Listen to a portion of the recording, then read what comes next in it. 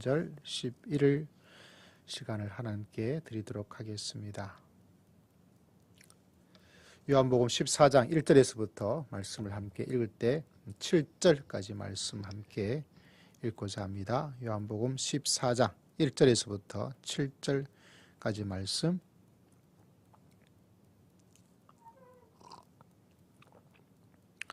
요한복음 14장 1절에서부터 7절 함께 있습니다. 시작.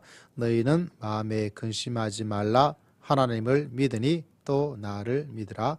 내 아버지 집에 거할 곳이 많도다. 그렇지 않으면 너희에게 일렀으리라. 내가 너희를 위하여 거처를 예비하러 가노니 가서 너희를 위하여 거처를 예비하면 내가 다시 와서 너희를 내게로 영접하여 나 있는 곳에 너희도 있게 하리라. 내가 어디로 가든지 그 길을 너희가 아느니라. 도마가 이르되 주여 주께서 어디로 가시는지 우리가 알지 못하거늘 그 길을 어찌 알게 사옵나이까.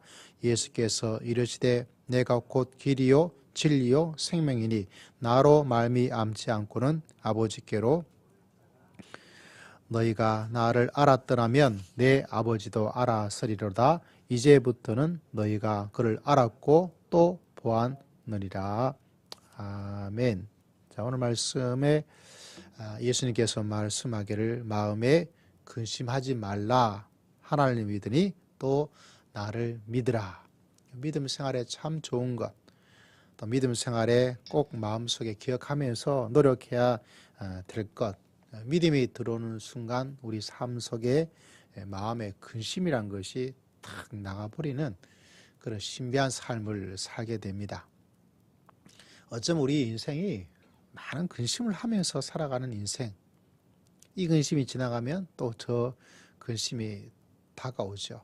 성경은 필요 없는 것, 할 필요가 없는 것 몇 가지를 이야기해 주고 있는데 그 가운데 하나가 두려워하지 말아라. 두려워하지 말아라. 어떤 사람은 두려움이 굉장히 심한 사람이 있죠. 그래서 실패에 대한 두려움, 이 땅을 살아가는 삶에 대한 의욕에 대한 두려움, 사람들이 나에게 뭐라고 말할까, 인정과 판정에 대한 두려움들, 그걸 감당하지 못한 사람은 아주 공격적인 사람들이 있습니다. 그 남들을 막 계속 공격해요. 공격, 찔러. 그래서 자기의 두려움을 어떻게 합니까? 방어를 하려고 하는 사람들이 있습니다. 바다에 보고 있잖아요. 보고가 되어 보시면 이게 막 터지는 거죠. 자기를 지키기 위해서 조그만 얘가 갑자기 업 하면서 커져버리는. 새들도 이렇게 막 군무라 그럴까요? 막 무리 지어서 다닙니다. 왜 무리 지어 다닙니까? 자기가 다른 독수리라든가 더 강한 새한테 자기가 내가 이만큼 크다라는 걸 보여주기 위해서 무리를 지어서 다닙니다. 그럼 엄청 커 보이죠? 자기의 생존을 위해서. 모든 마음속에 뭐가 있느냐? 두려움의 마음이 있습니다.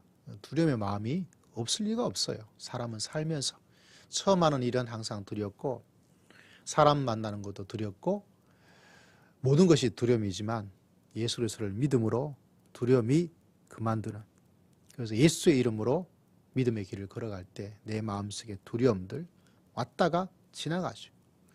여러분, 이 믿음의 길을 하나님께서 우리를 불러주시고 우리를 초대하여 주신 줄 믿습니다. 또 우리 마음속에 가지고 있는 가운데 하나가 염려죠. 염려. 내가 무엇을 먹을까? 무엇을 마실까? 오늘 직장 가서 또 저 사람 만나야 되는데 아이고 내 직장생활 우리 애들은 또 어떡할까? 목회자는 또 교회는 또 어떻게 해야 될까? 막 염려하는 마음들이 없을 수가 없어요. 어쩌면 그 염려가 많기 때문에 어떤 사람들은 밤잠을 설치기도 하죠. 의욕이 생기다가 없어지기도 합니다. 계속 염려하면서 살아가는 것들이, 성경은 말하기를 뭐라고 말씀하고 있습니까? 염려하지 말아라. 네가 염려한다고 검은 머리가 흰 머리 되는 것도 아니고 키를 한 자도 더 키울 수 있는 것도 아니고 아무짝에도 쓸모없다. 어떤 연구 결과에 의하자면 사람이 하는 염려의 99.9%는 일어나지도 않을 건데 이렇게 되지 않을까? 이렇게 되는 거 아니야? 이렇게 되지 않을까? 이런 염려를 가지고 살아갑니다.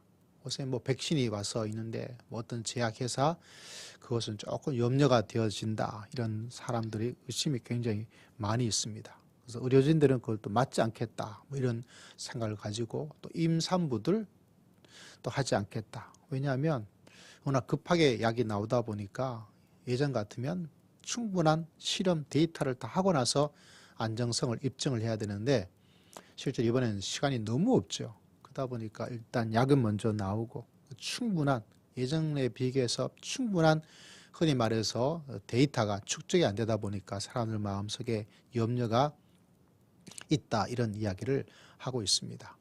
그래서 그것이 좀 염려되기도 해요. 염려되기도 합니다. 사람 속에는 그런 염려를 가지면서 살 수밖에 없는 것이죠. 어떤 분은 아예 맞지 않겠다, 맞지 말아라, 그 제품 아니라 모든 백신을 맞지 말아라, 이런 주장까지 하고 있습니다. 왜? 충분한 데이터가 없기 때문이다. 근데 참 생각해 보면 그 맞지 않아서 그런 것들을, 부작용에 대한 것이 있는데 돌아가신 분이, 바이러스 때문에 돌아가신 분이 너무 많아요. 그러다 보니까 사람들이 그 염려를 줄이기 위해서 조치를 취하지 않을 수가 없지 않느냐, 이런 이야기도 나타나고 있습니다. 무슨 말입니까? 사람은 염려하면서 살아가는 존재입니다. 또 하나님께서 말씀하기를 뭐 하지 말아라 그럽니까? 오늘 말씀해 보니까 마음에 근심하지 말아라, 뭐 두려움, 근심, 염려, 뭐 이걸 정확하게 얘는 근심이고 얘는 두려움이고 얘는 염려다, 이렇게 딱 하나하나씩 구분해서 말하기는 참 어렵습니다. 두려움, 근심, 염려, 이 새 쌍둥이 같아요. 새 쌍둥이. 그래서 거의 엇비슷해요. 뭐라고 구분하기 힘들지만. 그러나 하나님께서 말씀하기를 뭐 하지 말라 그랬어요? 오늘 말씀 보니까 마음에 근심하지 말아라.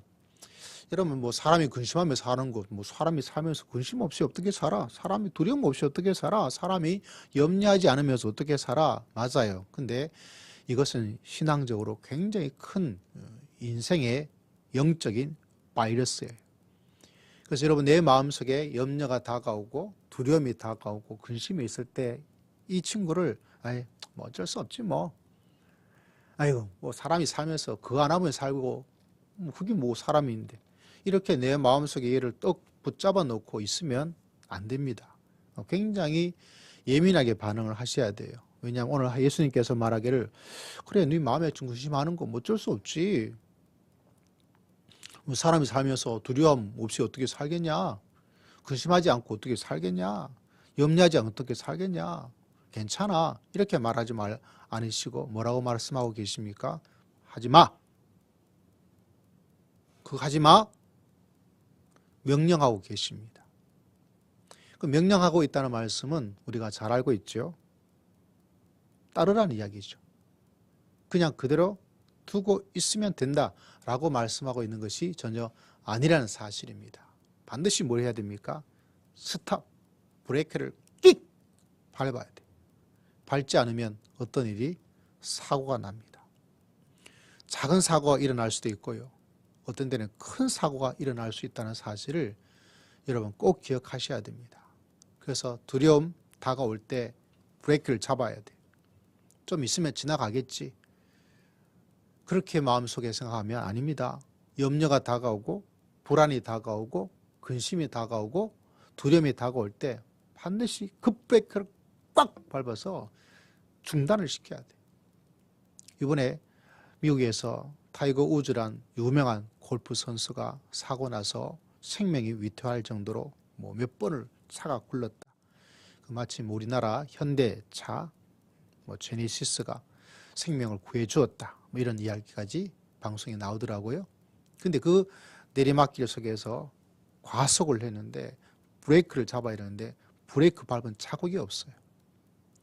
그래서 그에 대한 자동차도 그런 장치가 있어서 그에 대한 기록이 다 남아 있다는데 어떤 결과가 나올지 모르겠어요. 근데 어쨌거나 자주 그곳에서 그런 교통사고 일어나는데 브레이크를 잡아야 되는데 브레이크 잡은 자국이 없다 그래요. 다시 말하자면 잡지 않으니까 어떤 일이 일어납니까? 사고가 크게 일어나는 거예요. 골프 인생을 끝내야 될지 모르겠다. 그런 여러 가지 추측 보도가 있는데 어떻게 될지는 모르겠죠.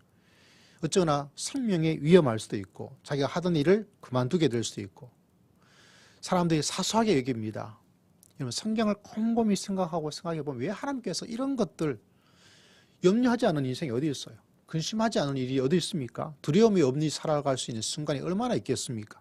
근데 예수님께서 하나님께서는 그에 대해서 굉장히 구약과 신약 속에서 하지마 브레이크를 확실히 잡아서 끽 하고 잡으라고 이야기를 하고 있습니다. 왜냐하면 그것이 우리 인생의 우리 믿음 생활 속에서 하나님과의 관계 속에서 굉장히 치명적인 일들을 만들어내는 엄청난 바이러스가 될 것을 하나님께서 알고 계시는 거죠. 이걸 소홀히 하면 안 됩니다.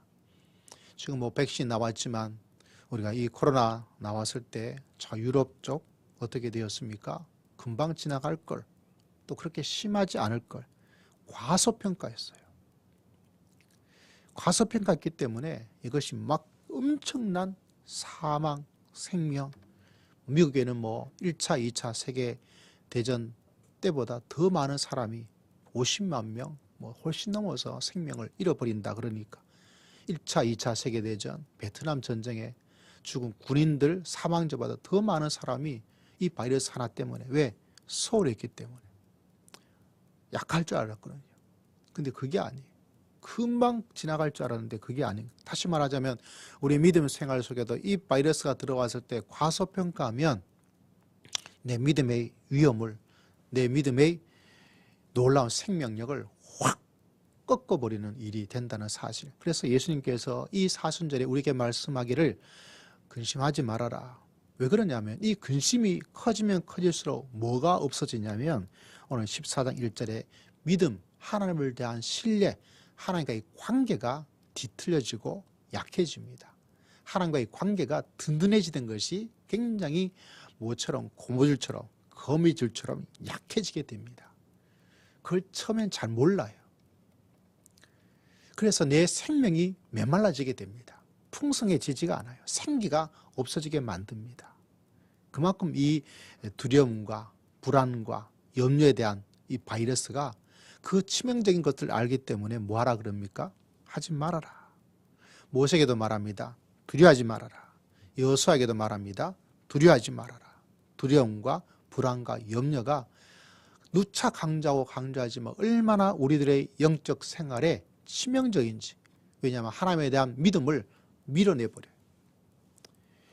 하나님 믿어봤자 네가 뭐 기도한다고 해봤자 금방 없어질 것도 아니고 이게 뭐 야 도리어 왜 이런 하나님이 계시면 이런 두려움과 이런 어려운 일이 왜 너한테 닥쳐왔겠냐. 그래서 하나님에 대한 신뢰, 하나님에 대한 의지, 하나님에 대한 위대함을 자꾸 없애버립니다.